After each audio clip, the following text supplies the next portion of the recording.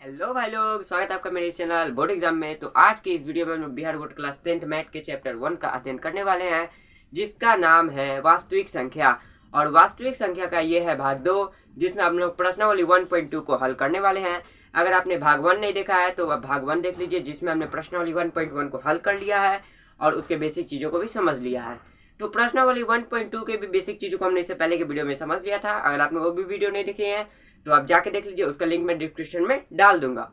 और इस वीडियो में हम लोग 1.2 के पहले प्रश्न को हल करने वाले हैं। और पहले प्रश्न में 3-4 प्रश्न और उन प्रश्नों को एकदम बेसिक तरीके से हल करेंगे। और वही 1.2 बताने से पहले मैंने जो बताया था उसी वीडियो को मैं लागू करूंगा, इसलिए आपने वो वीडियो नहीं देखा है तो जरूर जाके वो वीडियो देख लीजिए। तो चलिए वीडियो स्टार्ट करते हैं। तो पहला क्वेश्चन कह रहा है 1.2 का एक्सरसाइज 1.2 स्टार्ट करते हैं। एक्सरसाइज 1.2 का पहला क्वेश्चन कह रहा है, क्वेश्चन नंबर 1 कह रहा है 140। मैं 4 इस तरह से लिखता हूं 140। तो बोल रहा है कि 140 का हमको क्या निकालना है। बोल रहा है निम्नलिखित संख्याओं को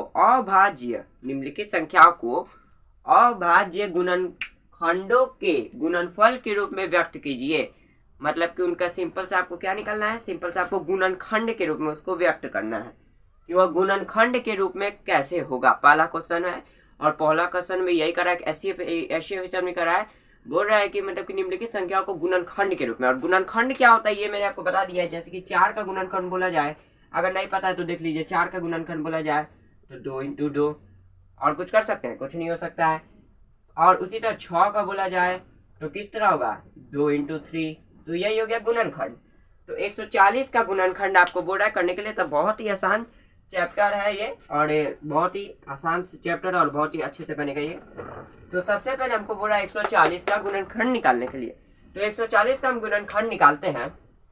पहला चरण, तो आपको प्रथम चरण में क्या करना है, प्रथम चरण में 140 का आपको गुणनखंड निकालना है। तो 140 का आप क्या चीज से निकालिएगा, एलसीएम से ही निकालिएगा। तो 140 का हम निकालते हैं। तो 2 से कितना बार में हो जाएगा, 2 से हो जाएगा आपको, और 70 आपको कितना हो जाएगा 140। और उसके बाद अब ये देखिए कितना से कटेगा, ये 2 से आपको कट जाएगा 35। और अब देखिए अब 2 से कटेगा, नहीं कटेगा। अब आपको क्या चीज से कटेगा, 5 से कटेगा, 5 से 7 बार में। यानी कि 140 का गुणनफल, 140 का गुणनखंड क्या आ गया, 2 × 2, 2 × 2, 5 × 7, 5 × 7। अब देखिए 5 × 7 है ये, 5 × 7। अब बहुत बच्चे क्या करेंगे, यहीं पे इंड कर देंगे, कहेंगे हो गया आंसर, गुणनखंड आ गया। आप लोग यहीं पे गलती कर देते हैं। यह गुणनखंड तो आ गया, पर इसके पहले के वीडियो में मैंने बताया था कि जो जोड़ा रहता है उसको पावर के रूप में ले लिया जाता है। और आपने वो वीडियो नहीं देखा है तो देख के एकदम बेसिक से 0 लेवल से हीरो लेवल तक का मैं थ्योरी आपको बता चुका हूँ। तो उसी तरह यह 2 × 2 को हम क्या लिखेंगे, तो 2 का पावर 2 लिखेंगे, और इंटू 5 है और इंटू 7 है। इसका तो कोई जोड़ा नहीं बन रहा है। तो यही हो गया इसके गुणनखंड के रूप में व्यक्त करना। और यहीं पे आपको लिख देना है कि 140 का गुणनखंड कितना हो गया, इतना हो गया, और यही हो जाएगा आपका आंसर। तो यही था 1 नंबर क्वेश्चन। और इसी तरह से बाकी प्रश्न भी बने वाले हैं। तो इस वीडियो में बहुत ही ज्यादा मजा आएगा। और आपको अगर यह वीडियो अच्छा लगे तो हमारे चैनल को सब्सक्राइब कर लीजिए और इस वीडियो को लाइक कर दीजिए। तो आगे बढ़ते हैं आगे के क्वेश्चन। तो मैंने वीडियो पॉज करके ये लिख लिया है कि आप लोगों को ज्यादा दिक्कत नहीं हो और वीडियो भी ज्यादा लंबा नहीं हो। तो ये देखिए 3825, 3825। तो आप गुणनखंड कर लीजिएगा, यही आएगा। नहीं, अगर आप लोग को नहीं हो रहा है तो लिख लीजिए। तो ये 3 × 3 × 5 × 5 × 17। तो ये क्या हो जाएगा, 3 × 3 × 5 × 5 × 17। ठीक है, अब 3 का जोड़ा बन गया और 5 का जोड़ा बन गया। तो यह क्या हो जाएगा, 3 का पावर 2 × 5 का पावर 2 × 17। और यही हो गया इस संख्या का गुणनखंड। यही हो गया इस संख्या का गुणनखंड। गुणनखंड कभी भी बोले तो इसी पे बनेगा। तो अब सेकेंड क्वेश्चन देख लेते हैं कि सेकेंड क्वेश्चन क्या है। हाँ, तो नेक्स्ट क्वेश्चन क्या है उसको भी मैंने देख लिया है। तो 5005 है और 5005 का गुणनखंड ये होता है। तो 5005 का जब आप गुणनखंड छोड़िएगा तो 5 इंटू 7 इंटू 11 इंटू 13, और यही हो जाएगा इस संख्या का गुणनखंड। और इसके आगे आपको कुछ करना नहीं है क्योंकि इसके आगे कुछ जोड़ा मिल ही नहीं रहा है। तो अब हम चल जाते हैं सेकेंड क्वेश्चन, अगले क्वेश्चन की तरफ। तो अगले क्वेश्चन हमारा क्या है, तो वीडियो पॉज कर करके मैं क्वेश्चन लिख दे रहा हूँ क्योंकि ये बहुत ही आसान प्रश्नावली है। हाँ, तो मैंने क्वेश्चन लिख लिया है। तो 7429 का यह हो जाएगा आपको 89, तो कितना हो जाएगा, यह हो जाएगा 17 इंटू 19 इंटू 23।